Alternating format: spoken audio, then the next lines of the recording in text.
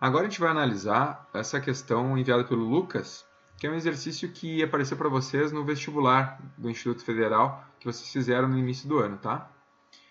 Bom, a questão então ela tem 3 afirmações e a gente tem que analisar cada uma delas, verificar se elas são verdadeiras ou falsas, e depois a gente tem que marcar a alternativa que contém apenas afirmações verdadeiras. Então, a gente vai começar pela afirmação 2 e pela afirmação 3, tá?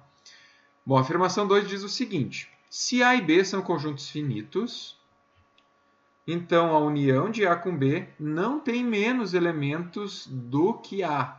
Ou seja, a união de A com B vai ter mais elementos ou a mesma quantidade de elementos do que o conjunto A. Poderíamos fazer um exemplo assim, ó. A igual a 1, 2 e 3 e B igual a, sei lá, 3 e 4. Tá? Dois conjuntos distintos. Quando a gente faz a união, né, de A com B, a gente tem 1, 2, 3 e 4. Certo? Observe o seguinte, está dizendo que a união com B não tem menos elementos do que A. De fato, aqui neste caso, a união de A com B tem mais elementos. E isso sempre vai ser verdade quando a gente está trabalhando com dois conjuntos distintos, né? Sei lá, poderia ter o conjunto B igual a 3, 4, 5, 6. Bom, a união teria os elementos de A e mais os elementos que não estão em A. Então, sempre vai ter mais elementos. Exceto num caso que a gente vai ter a mesma quantidade de elementos, que é quando o A e o B têm os mesmos elementos, são iguais.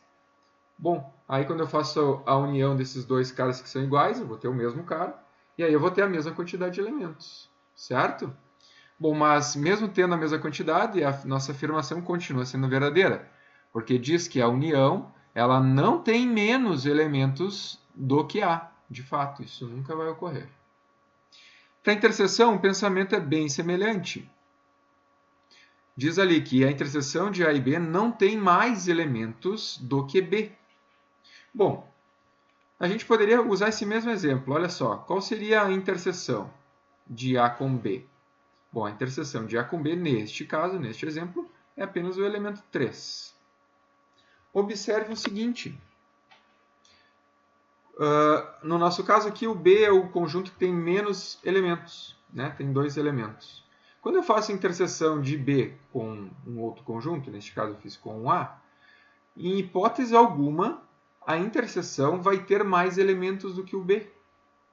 Porque eu estou fazendo uma interseção, são elementos que estão presentes nos 2 conjuntos. Como que eu vou ter mais do que 2 elementos? Como que eu vou acrescentar, neste exemplo que a gente fez em específico, que o B tinha o 3 e o 4? Como que na interseção iria aparecer um 5, por exemplo? Em hipótese alguma isso ocorreria. Porque ele não faz parte do B, então ele não estaria na interseção. Certo? Então, é bem tranquilo da gente conseguir observar que a interseção sempre vai ter menos elementos do que o conjunto que tem a menor quantidade de elementos, que no nosso caso era o B. E no caso de A e B ter os mesmos elementos, por exemplo, o A e B tem 1, 2 e 3. Quando eu faço a interseção desses dois conjuntos, a gente vai continuar tendo 1, 2 e 3, ou seja, vai ter a mesma quantidade de elementos. Mas isso ainda está caracterizado aqui na afirmação, né?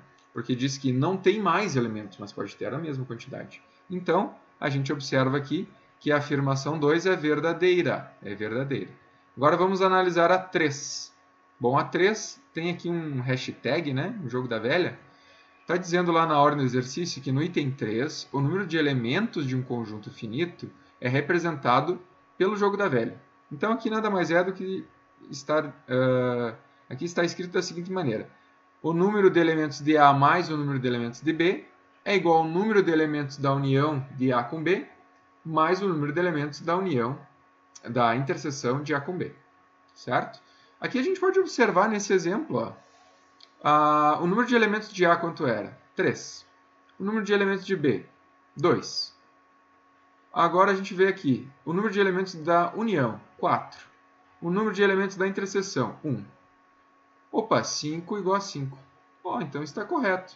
Né? Alguém pode dizer, só funcionou neste caso. Não, vocês podem testar para qualquer caso, isso sempre vai ser verdade. Tá? poderia fazer com conjuntos com os mesmos elementos, conjuntos iguais, sempre vai ser válido. Tá? Então, a afirmação 2 e a afirmação 3 estão corretas.